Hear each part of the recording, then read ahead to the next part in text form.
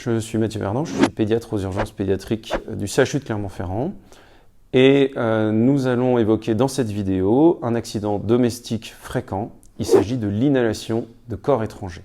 Très souvent, il s'agit de corps étrangers alimentaires et d'accidents qui arrivent au cours d'un repas ou du goûter, mais il peut aussi s'agir de petits jouets qui sont attrapés et qui vont être avalés par des nourrissons.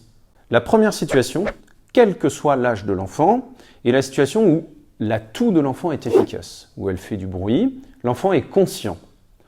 Dans cette situation, il n'y a pas de manœuvre à réaliser. Et d'ailleurs, il ne faut pas réaliser de manœuvre. Il faut simplement appeler les secours et encourager l'enfant à tousser. Ah, tu tousses, Alex, tu tousses. Attends, continue de tousser, je vais appeler le docteur.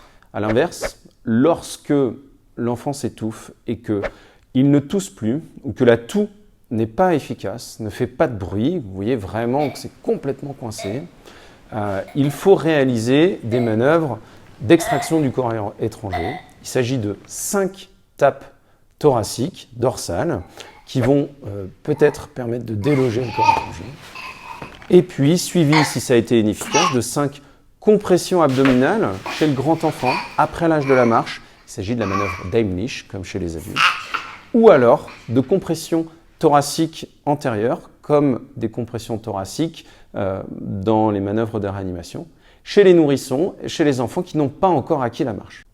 Ces manœuvres sont à répéter sans arrêt tant que l'enfant reste conscient, jusqu'à ce que vous ayez réussi à déloger le corps étranger, à l'expulser. Si l'enfant est un nourrisson et n'a pas acquis encore la marche, on réalisera 5 tapes dorsales, mais cette fois en positionnant l'enfant, le bébé, sur son genou, la tête vers le bas. Et il s'agit des mêmes tapes dorsales d'arrière en avant. Si ces tapes dorsales ne sont pas efficaces, on réalisera 5 compressions thoraciques en mettant l'enfant sur le dos, toujours sur son genou, et en réalisant des compressions thoraciques comme celle de la réanimation cardio-pulmonaire.